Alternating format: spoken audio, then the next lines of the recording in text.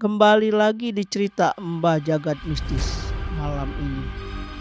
Aku ingin mengajakmu untuk masuk ke sebuah cerita yang sebenarnya tidak seharusnya diceritakan ulang. Karena menurut warga desa tempat kisah ini berasal, siapapun yang menyebut nama sumur itu, siapapun yang menceritakan apa yang pernah terjadi di sana, akan membawa kembali apa yang dikubur bertahun-tahun lalu. Tapi seperti biasa, beberapa rahasia memang tidak ingin dibiarkan mati. Ini adalah cerita tentang suruhan, perjanjian, dan harga yang harus dibayar. Judul episode malam ini, Sumur Terlarang yang Minta Tumbal. Desa tempat kisah ini terjadi berada di lereng gunung. Desa kecil dengan jalan tanah, pohon besar yang menaungi, dan rumah-rumah kayu yang terlihat tua. Di desa itu tinggal seorang pria bernama Surya. Ia bukan orang jahat, hanya seseorang yang sudah terlalu lelah hidup miskin. Setiap hari ia membuka warung kecil di depan rumah. Pendapatannya cukup, tapi tidak lebih dari cukup. Anaknya sering sakit, istrinya bekerja keras, dan hutang menumpuk. Suatu malam, ketika semua warga desa sudah tidur, warung Surya diketuk seseorang. Tok, tok, tok. Surya mengintip. Ada seorang lelaki tua berjubah hitam. Tidak terlihat wajahnya, hanya suaranya yang serak dan lembut. Kalau kau ingin bebas dari semua beban, buka sumur di belakang rumahmu. Surya bingung. Sumur itu sudah tertutup sejak ia lahir, sejak zaman kakeknya. Lelaki itu tidak menjelaskan apa-apa lagi. Ia hanya meninggalkan sebuah kertas lusuh berisi 3 aturan. 1. Jangan menatap dasar sumur. Jangan memanggil penghuni sumur. Jangan menolak permintaannya. Surya menelan ludah. Ketika ia melihat ke jalan, lelaki itu sudah hilang. Pada momen itu, hidup Surya mulai berubah. Keesokan paginya, Surya membuka papan kayu penutup sumur itu.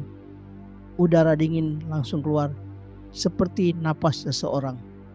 Hari pertama tidak terjadi apa-apa. Hari kedua juga tidak. Tapi hari ketiga, warung Surya mendadak ramai. Orang-orang membeli banyak barang. Ada yang membeli dalam jumlah besar tanpa menawar Surya, mulai melunasi hutang. Mulai membeli barang-barang yang selama ini hanya ia impikan. Ia mulai bertanya-tanya, benarkah ini ada hubungannya dengan sumur itu? Hingga pada suatu malam, saat semua orang tertidur, tok, tok, tok. Suara ketukan, bukan dari pintu, tapi dari dalam sumur. Awalnya pelan, kemudian diikuti suara serak. Surya langsung menutup kedua telinganya. Tapi suara itu tidak berasal dari telinga. Suara itu langsung masuk ke dalam kepalanya Surya.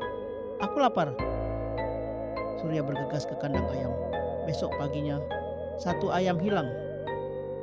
Dan yang lebih menyeramkan, di bibir sumur ada bulu ayam basah, menempel, seperti baru dikunyah.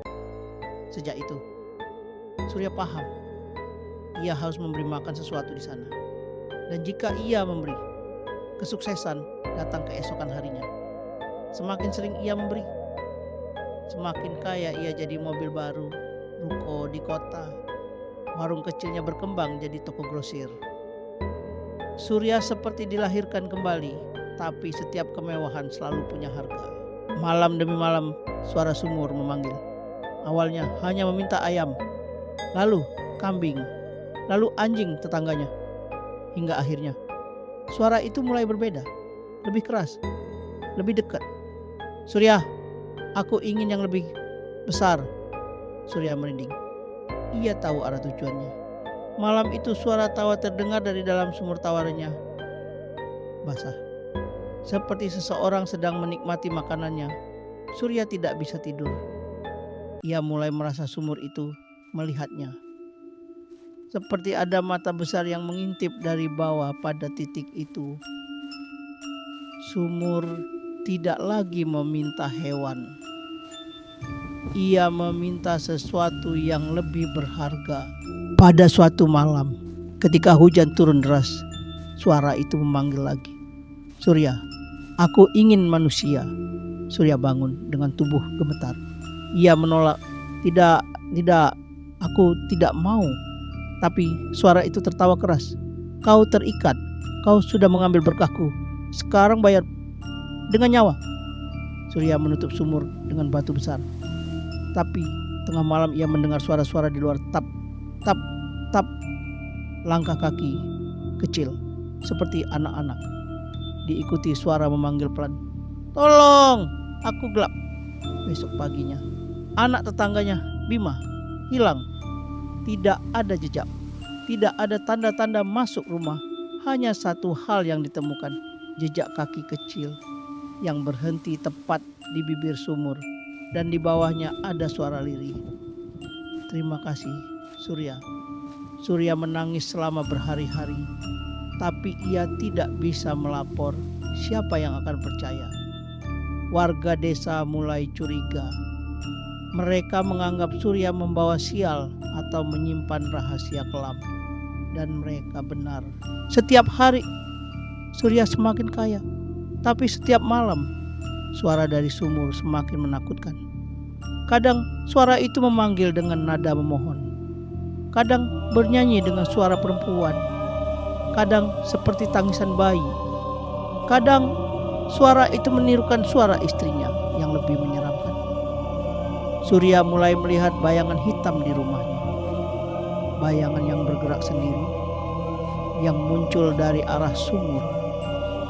Dan suatu malam, bayangan itu berdiri tepat di pintu kamarnya Surya.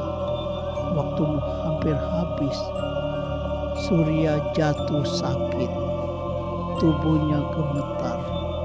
Semua rambut di tengkuknya rontok.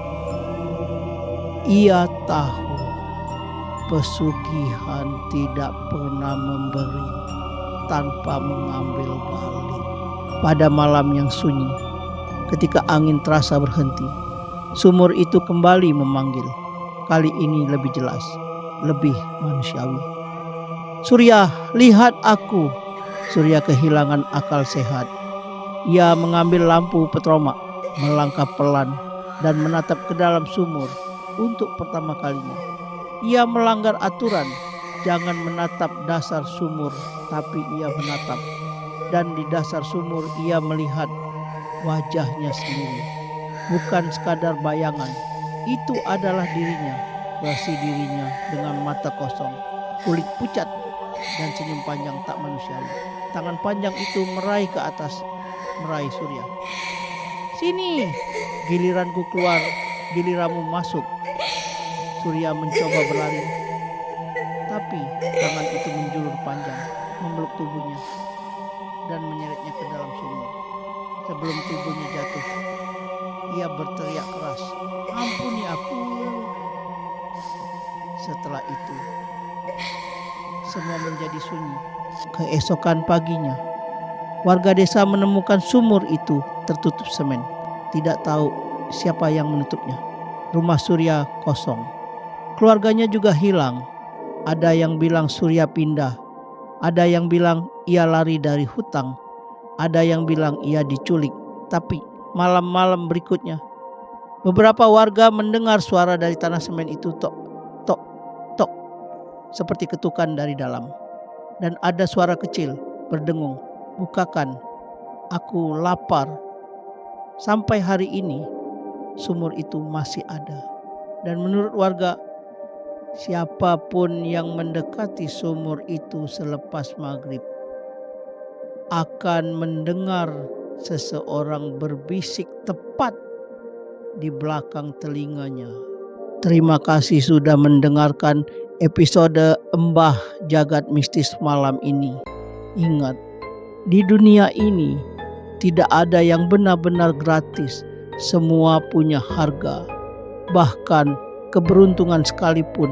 Sampai jumpa di episode berikutnya. Jika kau masih berani mendengarnya.